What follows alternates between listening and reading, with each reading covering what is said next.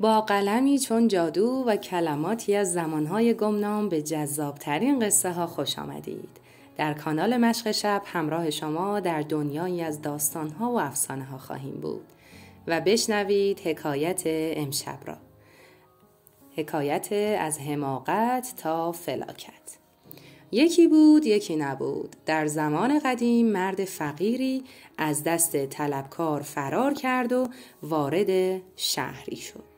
چون راه به جایی نداشت به مسجد رفت. سرش را روی زانو گذاشت و زانوی غم بغل کرد.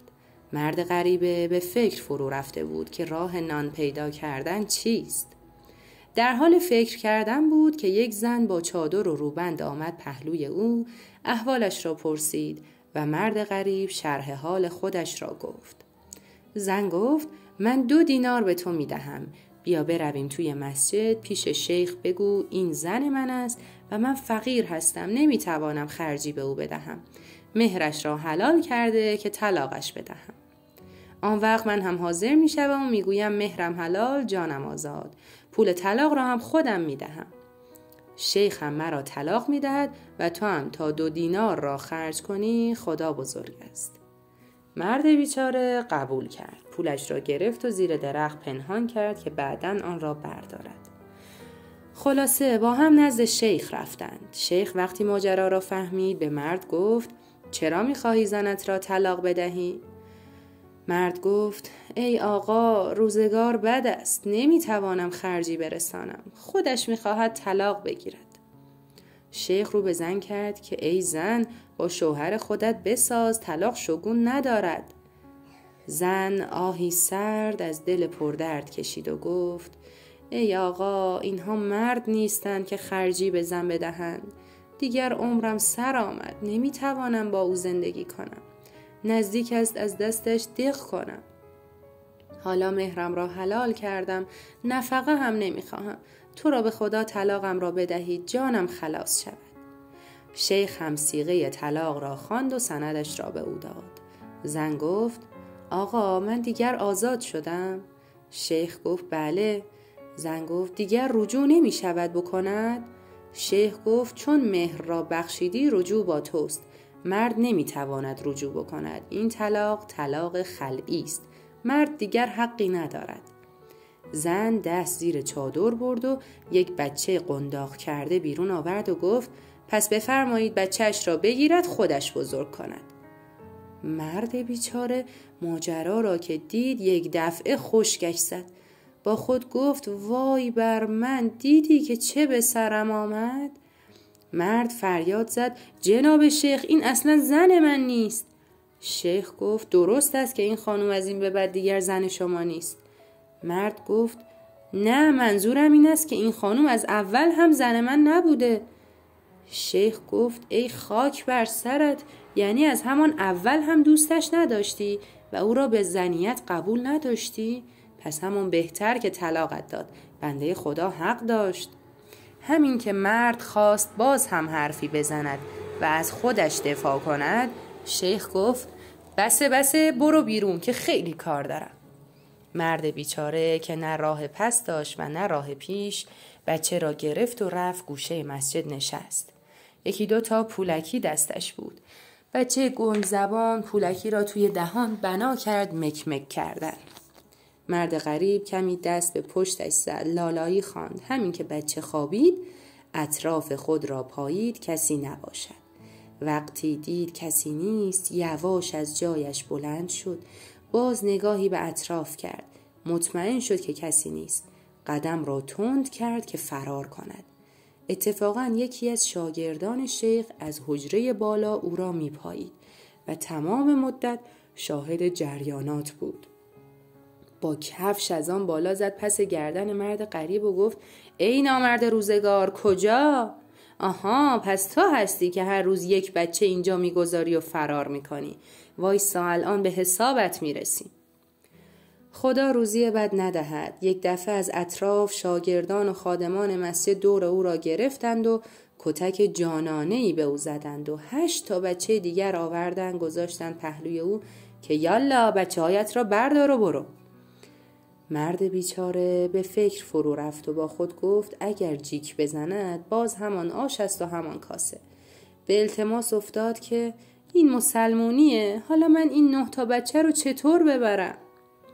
یکی از خادمان مسجد رفت و یک سبد آورد و گفت بچه ها را بگذار توی سبد، بردار برو. مرد غریبه بینوا بچه ها را اطراف سبد چید. بقچه پاره‌اش را هم برداشت، گذاشت روی سرش و از مسجد بیرون آمد. اول بازار میوه فروشان که رسید، یک میوه فروش صدا زد کربلایی، گلابی را چند میفروشی؟ تا این حرف به گوش مرد غریب رسید، مثل این که خدا روح تازه‌ای به او داد، یک دفعه گفت ها، پولهایم را در خانه جا گذاشتم. و تا صدای بچه ها در نیامده بود سبد را گذاشت در دکان میوه فروش و برگشت به بهانه پولهایش و فرار کرد. مرد غریب با سرعت میرفت، پشت سرش را هم از ترس نگاه نمی کرد و فقط دوید تا از دروازه شهر خارج شد. به رودخانه ای رسید. تشنه و عرق کرده افتاد روی زمین. حسابی خودش را سیراب کرد. داشت سر و صورتش را می شست که یک دفعه یک سوار رسید. مشک آبش را از زین اسبش باز کرد و گفت برادر، بی زحمت این مشک را آب کن بده به من. راستی مواظب باش مشک را محکم بگیر، چون که آب رودخانه گاهی وقتی تند می شود موج می زند. مرد غریب بی توجه به حرفهای سوار مشک را گرفت و زد توی آب. آب رودخانه یک دفعه موجی زد و مشک از دستش رها شد و رفت. سوار تازیانه را کشید به بخت این بدبخت بینوا و گفت مگر نگفتم مراقب باش؟ مرد غریب با خود گفت اگر بایستد نگاه کند حسابی کتک می‌خورد. پس پا به فرار گذاشت. سوار تند و تیز مرد غریبه را تعقیب می‌کرد و مرد بیچاره هم هی این طرف و آن طرفش را نگاه می‌کرد، بلکه راه چاره‌ای پیدا کند، که یک دفعه چشمش به خرابه‌ای افتاد. فوری رفت داخل خرابه. سوار از اسب پیاده شد که برود داخل خرابه. مرد بیچاره دید که سوار ولکن او نیست، تسلیم شد. سوار گفت باید پول مشک من را بدهی. مرد بیچاره گفت باور کنید در بساط ندارم. سوار گفت بسیار خوب، پس باید به اندازه قیمت مشک آب برای من در خانه نوکری کنی. عوضش من هم به تو جا و غذا می دهم. مرد بیچاره با خود فکر کرد خیلی خوب شد که مشک آب از دستش ول شد، به یک نان و نوایی رسید. با خوشحالی گفت حتما، بفرمایید چه کار کنم ارباب؟ سوار یک سگ و یک مرغ خانگی هم به همراه داشت. به مرد غریب گفت این مرغ و این قلاده سگ. می روی منزل، به بیبی می گویی ارباب گفته امشب من چند نفر مهمان دارم. 3 ساعت از شب که گذشت می آیم. خودت هم کمک کن که شام حسابی تهیه کند. آن وقت آدرس دقیق منزلش را به مرد غریب داد و سفارشات لازم را کرد و خداحافظی کرد و رفت. مرد غریب قلاده سگ را گرفت و رفت. مرغ بنا کرد به چنگ زدن. هرچه خواست آرامش کند نتوانست. فکری کرد و نشست. بقچه پاره‌اش را از کمر باز کرد و مرغ را گرفت، سفت گره زد و بعد بست به پشتش و به راه افتاد. در بین راه سگ‌های محله چشمشان به سگ افتاد و حمله کردند. مرد بیچاره از ترس اینکه مبادا سگ فرار کند قلاده او را سخت نگه داشت و سگ‌های محله او را تکه پاره کردند.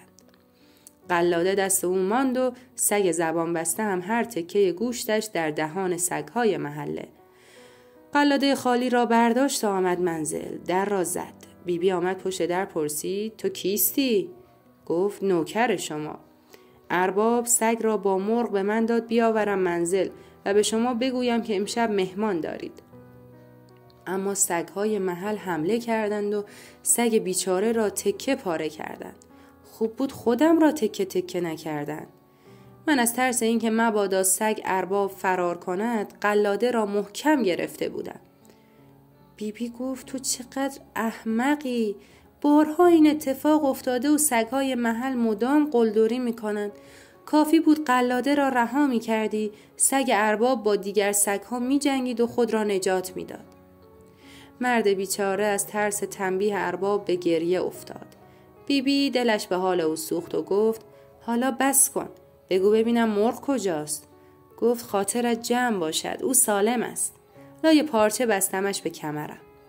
بیبی گفت وای بر من، حتما اون هم خفه شده.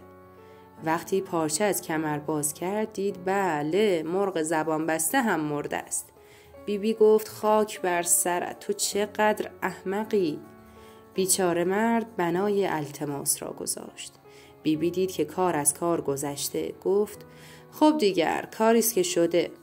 به من کمک کن تا الان یک شام حسابی درست کنم، بلکه ارباب تو را ببخشد. مرد بیچاره رفت هیزم آورد. بیبی هم بنای پخت و پز را گذاشت که یک دفعه بچهش توی گهواره بنا کرد به گریه کردن. بیبی گفت تو برو بچه را تاب بده آرام شود تا من برنج‌ها را از سر اجاق پایین بیاورم.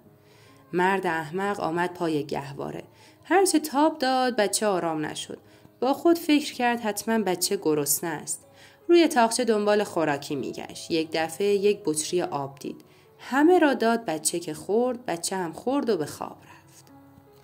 مرد رفت تا به بیبی در کارها کمک کند. بیبی هم خوشش آمده بود. با خود گفت هرچند مرد نفهمی است ولی بچه داریش خوب است. با خیال راحت شام شب را پخت. بعد از مدتی مادر رفت سر گهواره به بچهش سر بزند. دید که بچه هنوز خواب است. باز هم مدتی گذشت ولی بچه بیدار نشد. کم کم مادر نگران شد. به مرد غریبه گفت ببینم چطور بچه را خواباندی که تا الان بیدار نشده؟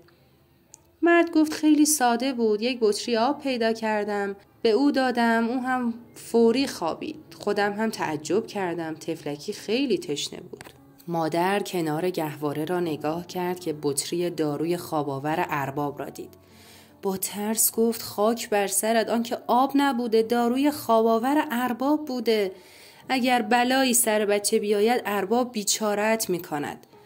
مرد بیچاره تر از قبل شده بود. با خود گفت امروز ارباب به خاطر یک مشک چه کارها که نکرد. حالا اگر بفهمد چه بلایی سر بچه‌اش و مرغ و سگش آوردم روزگارم را سیاه می‌کند. بیبی هم فوراً رفت بچه را در آغوش گرفت. مقدار زیادی از شیرش را به او خوراند تا دارو را بی اثر کند. بعد از مدتی کوتاه ارباب همراه با مهمانها آمدند. بیبی دوید رفت در را باز کرد. ماجرای سگ و مرغ را تعریف کرد ولی اسمی از بچه نیاورد. ارباب دید که دیگر کار از کار گذشته. نوکر را صدا زد. اسب را داد به دست او و یک کارد تند و تیز هم به او داد و گفت یک چراغ بردار برو طویله، اسب را ببند، سر آخر و یک گاو مریض هم در طویله هست. گاه سر بزن. اگر یک وقت دیدی خواست بمیرد سرش را ببر که حرام نشود. مرد غریب گفت به روی چشم. اسب را گرفت، با چاقو و کارد رفت توی طویله. اسب را بست و به او جو داد. روی سکوی طویله خوابید. چراغ را هم خاموش کرد که نفت زیادی نسوزد. نصف شب بلند شد دید گاو خورخور می کند.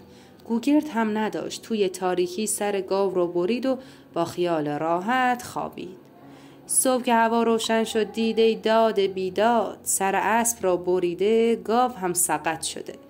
مرد بیچاره دید که اینجا دیگر جای ماندن نیست. درب حیات را باز کرد و از آبادی فرار کرد و بعد از آن کسی نفهمید آن مرد به کجا رفت و دیگر چه خسارتی به بار آورد. این بود حکایت و سرگذشت یک روز مرد بیچاره. مردی که با حماقت‌ها و بیخیالی‌هایش نسنجیده کار می‌کرد و سرانجام خسارت به بار می‌آورد. آدم عاقل در برابر پیشنهادها و کارهایی که قرار است انجام دهد سبک سنگین می‌کند و به عواقب آن کار فکر می‌کند. دوستان عزیز، از اینکه تا انتهای داستان با ما همراه بودید بسیار سپاسگزاریم. برای شنیدن داستان‌های بیشتر با ما همراه باشید و با لایک و نظراتتون از ما حمایت کنید.